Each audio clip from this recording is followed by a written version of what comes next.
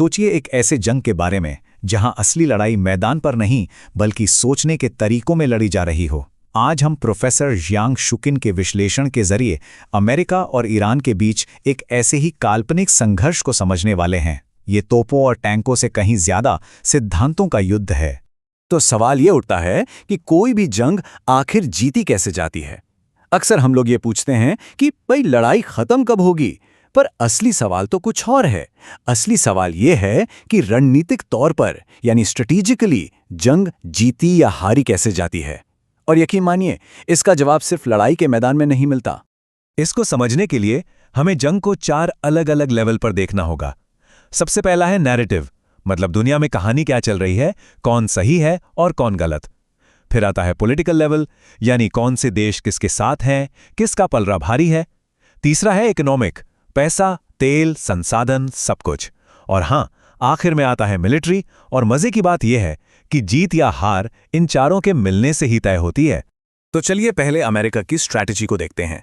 Professor Jiang के विश्लेषण के मुताबिक उनका पूरा का पूरा प्लान बस एक ही चीज पर टिका है, मिलिट्री पावर। इसे आप चाहें तो एक तरह से अहंकार की रणनीति भी कह सकते हैं। देखिए, सब कुछ शुरू होता है एक बड़ी गलतफहमी से। अमेरिकी लीडरशिप को लगा कि बस एक जोरदार मिलिट्री हमला करेंगे और ईरान घुटने टेक देगा, सरेंडर।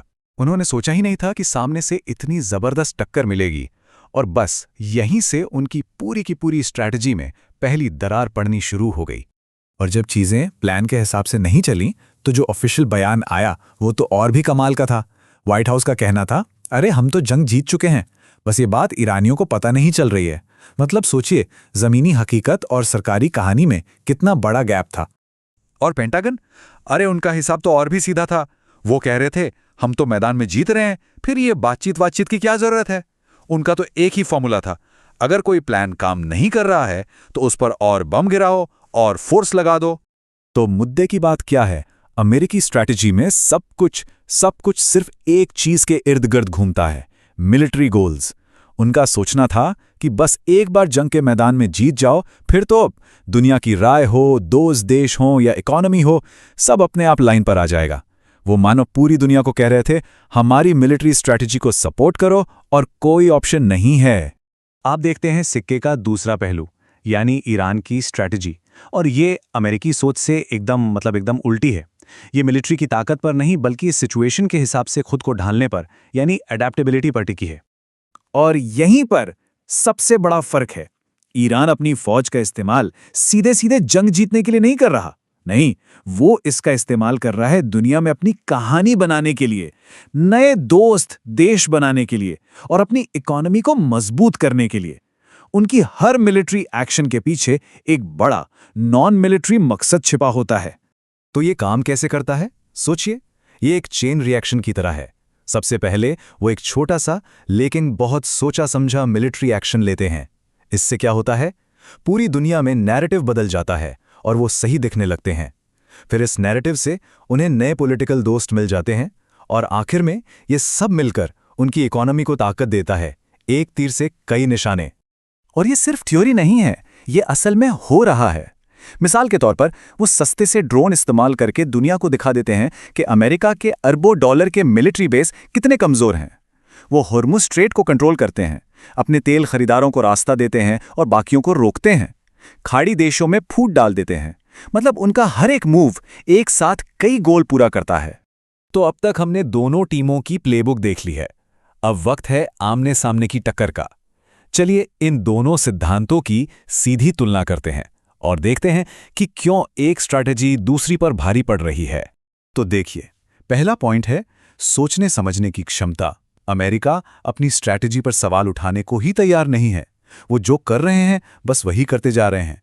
वहीं दूसरी तरफ ईरान लगातार सिचुएशन को देखकर अपनी चालें बदल रहा है। दूसरा पॉइंट, फ्लेक्सिबिलिटी। अमेरिका एक फेल होते प्लान पर ही डबल ट्रिपल दांव लगा रहा है, जबकि ईरान अपने मिलिट्री एक्शन को अपनी पॉलिटिकल और इकोनॉमिक ज़रूरतों के हिसाब से बदल लेता है। और सबसे ज़रूरी, सहन शक्ति या रेजिलियंस। अमेरिका की स्ट्रैटेजी उसके दोस्तों को ही उससे दूर कर रही है, जबकि ईरान की स्ट्रैटेजी नए दोस्त और सपोर्ट बना रही है। इसका सबसे बड़ा और मज़ेदार उदाहरण है अमेरिका की इकोनॉमिक स्ट्रैटेजी। हुआ ये कि दुनिया में तेल के दाम ना बढ़ें। इसके लिए अमेरिका ने अनजाने में ही ईरान के तेल पर लगी पाबंदियों में ढील दे दी, और नतीजा, उन्होंने अपने ही दुश्मन को अपने ही हाथों से आर्थिक तौर पर सुपर स्ट्रांग बना दिया। और ये कोई छोटी मोटी रकम नहीं थी। जानते हैं इस एक गलती से ईरान ने कितने कमाए? पूरे 14 अरब डॉलर।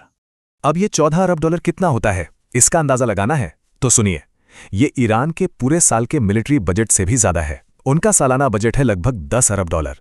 मतलब अमेरिका ने अपने ही दुश्मन को 1 साल से ज्यादा का फौजी खर्च करने का पैसा दे दिया। इससे बड़ी स्ट्रेटेजिक गलती और क्या हो सकती है? तो इस पूरे विश्लेषण के बाद सवाल ये है कि ये लड़ाई आखिर जा किधर रही है। प्रोफेसर जियांग का एनालिसिस इस पर एक बहुत ही साफ नतीजा देता है, और वो नतीजा ये है कि अमेरिका स्ट्रैटेजिकली ये जंग हार रहा है। हाँ, उनके पास दुनिया की सबसे ताकतवर फौज हो सकती है, लेकिन उनकी सोच, उनका सिद्धांत ही उनकी सबसे बड़ी कमजोरी बन गया है। वो दुनिया में अकेले पड़ रहे हैं और उनका दुश्मन हर गुजरते दिन के साथ मजबूत होता जा रहा है। और इसकी वजह बहुत सीधी है। जब आप अपनी मिलिट्री प्लानिंग को हर चीज से ऊपर रखते हैं और हर किसी को, चाहे वो आपके दोस्त देश हों, दुनिया की राय हो या आपके अपने लोग हों, उसे मानने पर मजबूर करते हैं, तो एक दिन वो आपका साथ देना छोड़ देते हैं। और बिना सपोर्ट के कोई भी जंग लंबे समय तक नहीं जीती जा सकती। तो आखिर में ये सवाल हमारे सामने खड़ा होता है, क्या आज की जंगें सिर्फ इस बात से जीती जाती हैं कि किसके पास ज्यादा ताकतवर हथियार हैं, या फिर असली जीत उसकी होती है जिसकी स्ट्रैटेजी में ज्यादा लचीलापन और सहन शक्ति हो? ये पूरा विश्लेषण तो एक ही तरफ इशारा करता है कि आज के दौर में शायद ताकत से बड़ा हथियार रेजिलियंस है।